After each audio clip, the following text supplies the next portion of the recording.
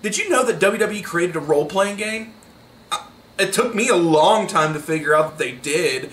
I wish I didn't know. This is one of the worst games that I've ever come across. It is a black hole of suck. It's terrible.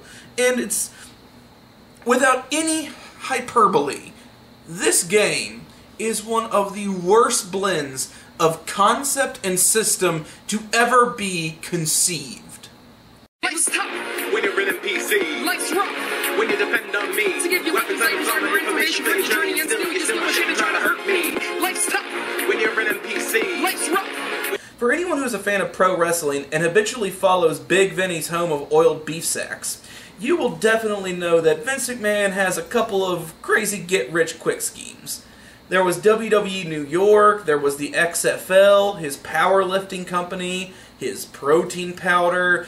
The list goes on and on. On the scale of failures, this one is going to be low on the list for being inconsequential, but still a failure nonetheless.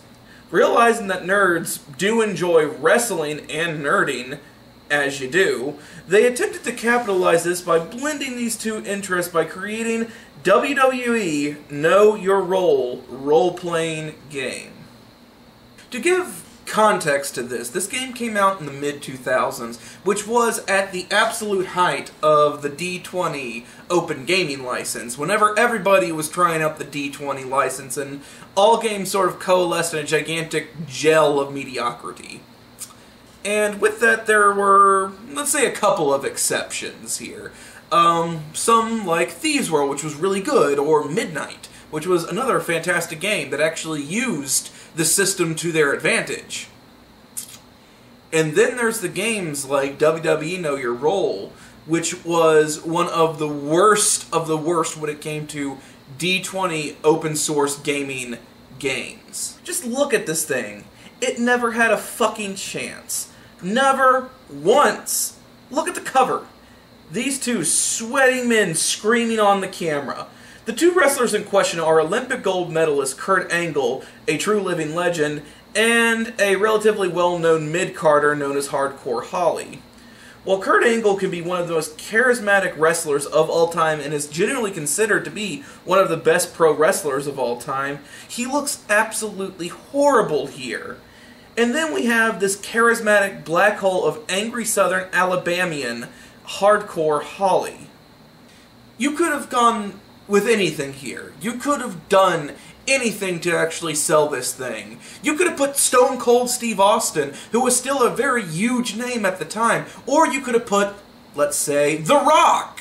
Dwayne "The Rock" Johnson, arguably the most charismatic and best pro wrestlers of all time. The person who created the term, know your role. He's the one who came up with it. Do you put him on the cover? I can guarantee you he could at least sell some books on charisma alone.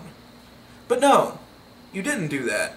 Instead, you put Kurt Angle and Hardcore Ollie on the front of the cover with both people screaming like they're about to pass a kidney stone.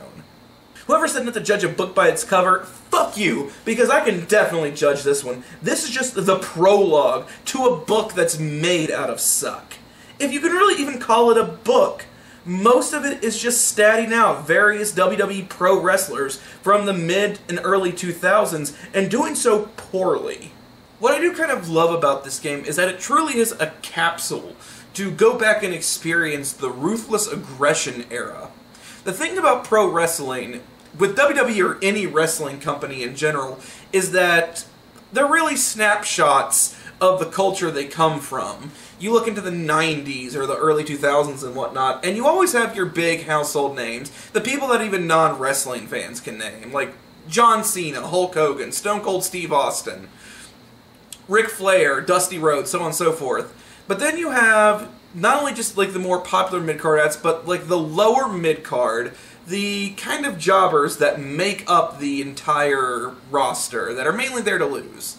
And this is where failed projects and failed wrestlers come into play. So in this book, you get wrestlers like Charlie Haas, Kenzo Suzuki, Mordecai, Rene Dupree, these various characters that were chewed up and spit out by the WWE system, or handled poorly. So it really is that lovely little time capsule of going back to say, Oh yeah, I remember that guy. He was fucking terrible. This shit makes up most of the book. It almost comes across as a selling point for people who are going to pick this game up. Pick your favorite character and compete as them with your friends. Which, okay, I do get it. If you are a wrestling promotion, nothing like a love our characters game for people who have aged out of the concept of playing with action figure dolls. But this instantly dates this game to the point of meaninglessness. I mean, just look at this thing. People who created this had to know that this was destined for just the scrap pile of forgotten things, or things that were only relevant for that very short period of time. I mean, sure, you could probably make a profit over a year or so, but after a while this thing's just going to fade into obscurity. It reminds me a lot of whenever Rip Torn tried to create a dodgeball league after the movie Dodgeball: A True Underdog Story was such a success.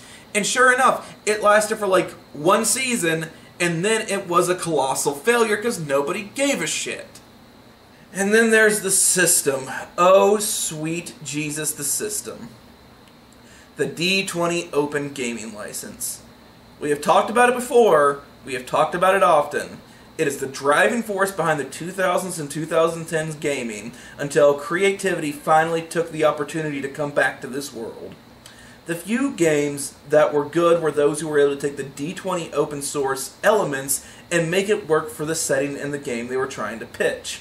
Take Thieves World, for example. Thieves World has a vastly different magic system than D&D. It also does not include halflings, elves, dwarves, and so forth. But they make it work by melding the system and making the game work for them and using the D20 that better suits their purpose. The magic system is completely retooled for someone who wants to be a magic user. Instead of elves, dwarves, and halflings, they make races that are from the actual books, and in the game they are very unique, and they have very good bonuses and shortcomings. WWE Know Your Role? Well, they might as well have just copy and pasted the system, changed a couple of things to WWE-ify it, and that was about it. Skills like sleight of hand are still present, as well as intelligence and wisdom, which makes no sense why you would need those whenever the distinction is not needed for this world. Areas like sense motive and so forth, all of these are forced into a game so badly instead of building a system that works for it. Because of this, there's a distinct advantage to heel or bad guy wrestlers. With a maxed out sleight of hand check, you could easily just roll up, pull the tights, and get a quick and dirty win. And you could constantly do this. Or, for instance, with pinfalls are completely randomized, you could win on a clothesline of all things. And, you know, whenever you hit your finisher, it barely marks anything else. As far as other things are concerned, such as charisma or wisdom or anything like that, I mean, sure, you could actually build an entire program out of this and use these different stats to your advantage, but the meat and potatoes of this game is wrestling and fighting. It's a big fighting simulator with D20. So strength and dexterity are really what you need the most in any kind of character that you create.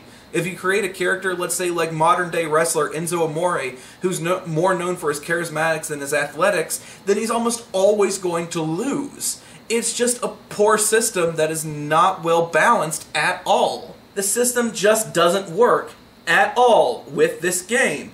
It is forced in there by a group of people from WWE who obviously had no idea what a role-playing game was, nor really gave a shit on how to learn how it is played. They just slapdash copy-paste their job and called it a day. This game gets a miss. It is a terrible game in just about every conceivable way imaginable. The system is terrible. Most of the book is nothing but characters that have been statted out. It's just a very quick slapdash product created by people who wanted to make a quick buck, and you can definitely tell. Thank you so much for watching, and please like and subscribe for more.